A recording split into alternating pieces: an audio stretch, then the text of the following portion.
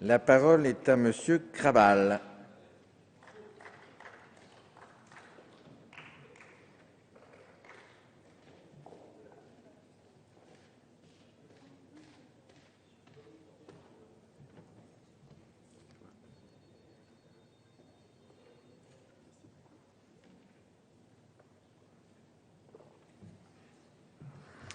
Monsieur le Président, Madame la Ministre, Monsieur le Président de la Commission des affaires économiques, Monsieur le rapporteur, Mesdames, Messieurs les députés, mes chers collègues. Depuis juin 2012, nous avons débattu à plusieurs reprises des problématiques de la revitalisation des centres-villes et quelques propositions de loi ont été déposées. Concurrencés par le commerce en ligne et les grands ensembles commerciaux de périphérie, des milliers de commerçants de centre-ville ou de bourgs ruraux souffrent.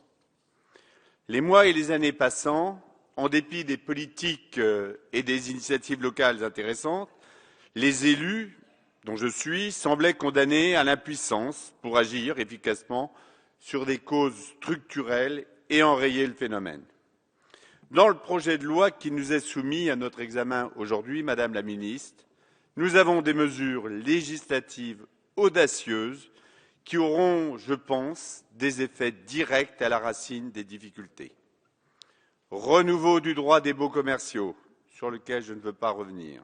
Extension du droit de préemption des communes et EPCI. Mise en place d'un droit de préférence pour le locataire commerçant. Simplification et modernisation de l'aménagement commercial. Réforme du FISAC, recentrée sur l'outil commercial. Moi aussi, Madame la Ministre, je pourrais vous remercier pour les boulangers qui ont reçu ces aides. Chacune de ces dispositions va apporter une réponse à des difficultés qui nuisaient au commerce de centre-ville. Mais nous ne réussirons ce défi qu'à la condition de créer une dynamique globale qui va bien au-delà du commerce pour les commerces de centre-ville. À ce propos, je suis convaincu que nous devons aller plus loin dans la dimension urbanistique. Concernant l'aménagement du foncier bâti, nous avons le devoir de trouver des solutions pour améliorer les moyens de rénovation.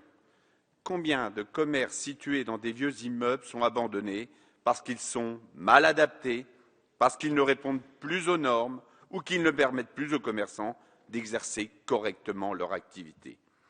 Les maires doivent pouvoir bénéficier d'outils plus efficaces pour promouvoir les belles façades, les belles rues, disposer d'outils éventuellement coercitifs pour lutter contre les toitures qui s'écroulent ou éviter, par exemple, que les commerces laissés à l'abandon ne soient pas soumis à des obligations plus strictes. Un amendement important déposé sur ce sujet a été discuté en commission des affaires économiques. Il a suscité un débat très ouvert, rassemblant tous les élus, quelle que soit leur appartenance partisane. Cela pose un débat juridique sur le droit de propriété et il existe de vraies difficultés pour contraindre un propriétaire à entretenir un local commercial abandonné. Comme le président de la commission des affaires économiques, je souhaite que nous puissions aboutir à une solution à la fois efficace et bordée juridiquement au cours de nos débats en séance. Il en va de même pour les situations où les propriétaires d'immeubles privilégient le logement au détriment du commerce. Bien souvent à la faveur d'une optimisation fiscale. Ils transforment leur immeuble en SCI et n'ont plus aucune incitation à promouvoir le commerce en rez-de-chaussée. De nouveau, nous devons réfléchir à des mesures incitatives et coercitives, si besoin, pour favoriser le commerce en pied des immeubles. Il existe déjà des dispositifs fiscaux, dans le domaine de l'agriculture par exemple, qui ont fait leurs preuves. Si cela relève d'une loi de finances, je profite de ce débat pour lancer des idées auxquelles je crois et qui me viennent de mon expérience de maire d'une ville moyenne. N'oublions jamais, jamais, que le centre-ville, surtout par les petites villes comme celle de Château-Thierry que je connais bien, c'est le cœur de notre vivre ensemble. C'est à la fois l'agora et la place du village commercial. Le projet de loi dont nous allons débattre contient aussi des mesures importantes pour l'artisanat, secteur essentiel pour l'emploi et le développement économique de nos territoires ruraux. Nous connaissons tous le slogan. Voyons le logo derrière les camionnettes des commerçants. L'artisanat, première entreprise de France.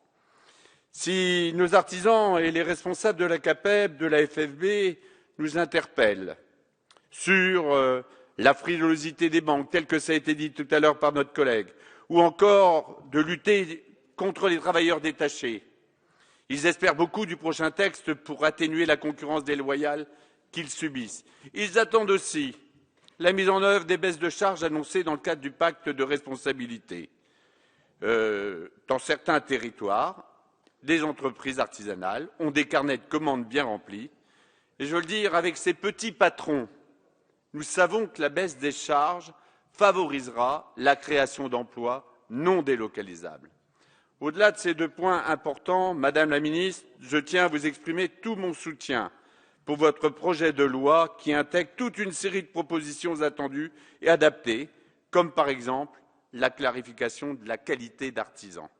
Pour les consommateurs, pour les artisans eux-mêmes, la multiplication des notions d'artisan, d'artisan qualifié et de maître artisan ne correspondait plus à rien, et vous n'avez cessé de le répéter. S'il existe des artisans qualifiés, ceux qui ne sont qu'artisans ne sont donc pas qualifiés. Vous avez choisi de réserver la qualité d'artisan aux seuls détenteurs d'une qualification professionnelle pour le métier qu'ils exercent. C'est beaucoup plus lisible ainsi.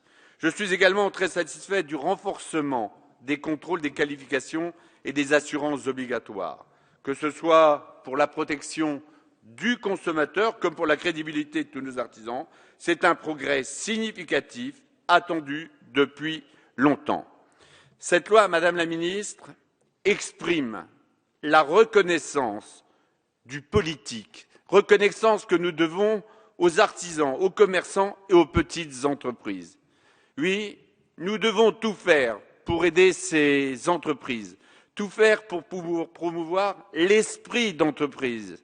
Et ça commence souvent par les petites entreprises. Alors, pardonnez-moi de le dire, je vais revenir à Jean de La Fontaine, qui suggérait, dans la fable du petit poisson et du pêcheur, peut-être qu'un jour, ces petites entreprises deviendront grandes elles aussi. Je sais que c'est votre volonté. Donc, pour conclure, Madame la Ministre, permettez-moi de vous exprimer à nouveau mes compliments et ceux du groupe de RDP pour l'ensemble du projet de loi. J'espère que nos discussions et l'examen des amendements nous donneront l'occasion de perfectionner les points qui restent en débat dans la perspective de parvenir à un texte fécond et, je le souhaite, consensuel pour l'ensemble des 7 millions de salariés et des 3 400 000 entreprises qui attendent, comme moi, son application. Pour eux, mais aussi pour la France, nous espérons une application rapide. Merci.